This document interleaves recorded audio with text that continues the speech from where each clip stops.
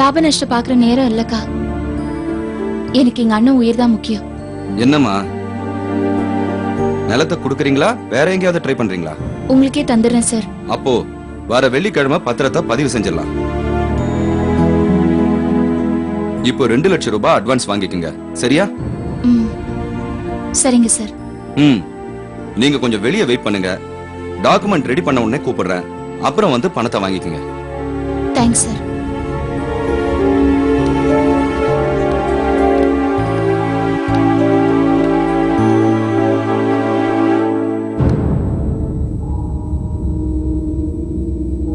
மாதவி, நான் சொல்றேன் தப்பா எடுத்துக்காத. அண்ணனுக்கு இப்படி இருக்கிற சூழ்நிலையில நீ உன் முடிவை மாத்திக்கலாமே. அதுக்கு வாய்ப்பே இல்லக்கா. ஏன் இப்படி பிடிவாதமா இருக்க மாதவி? எடுத்திருக்கிற முடிவுல உறுதியா இருக்கிறதுக்கு பேரு பிடிவாதமா? சில நேரங்கள உன் முடிவை பார்க்கும்போது அப்படித்தான் நினைக்க தோணுது. நல்லா யோசிச்சு பாரு. உன்னை தேடி நல்ல வாழ்க்கை வரும்போது நீ இப்படி ஓடி ஒளியறது நல்லவா இருக்கு? அக்கா, நான் யாருக்காகவும் எதுக்காகவும் ஓடி ஒளியல. எனக்கான வாழ்க்கையை நான் தேடி போயிட்டு இருக்கேன். அப்ப ஊரை விட்டு போறேங்கிற முடிவுல உனக்கு மாற்றம் இல்ல? நிச்சயமா இல்ல. பெல் அடிக்கிறதுனால நீ சொல்ற விஷயம் உண்மையாயிடாது. எப்ப வேணாலும் உன் முடிவு மாறலாம். முதல்ல போன் அட்டெண்ட் பண்ணுங்க.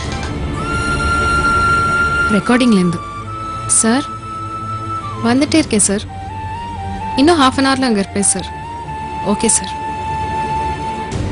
மாதவி, நான் ரெக்கார்டிங் கிளம்புறேன். நீ பணத்தை வாங்கிட்டு ஹாஸ்பிட்டல் பில்ல கட்டிடு. நான் அப்புறமா வந்து அண்ணனை பாக்குறேன். வரட்டுமா? சரிக்கா.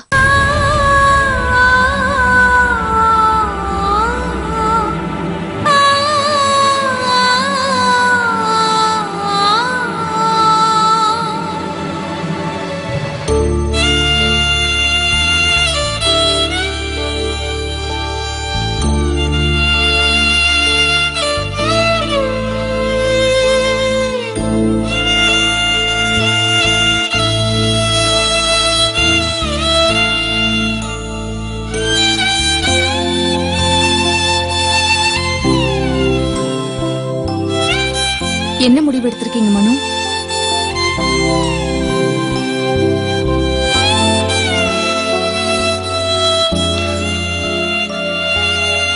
ஒண்ணு இல்ல, குழப்பமா இருக்கு. ஏன்?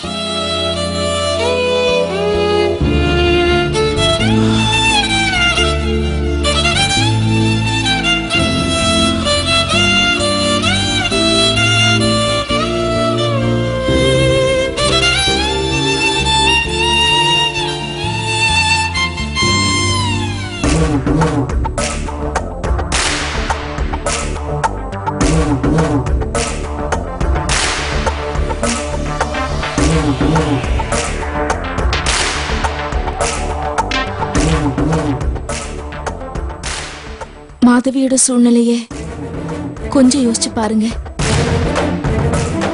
ஒருத்தி தன்னந்தனியா எத்தனை பிரச்சனையை தான் தாங்குவா. பாவங்க அவ.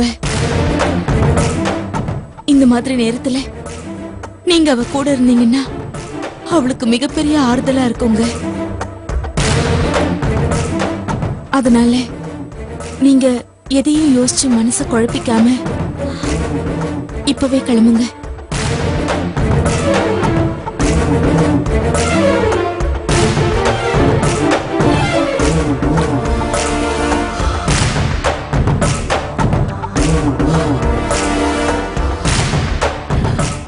எப்படி அருணா, இந்த மாதிரி ஒரு சூழ்நிலை,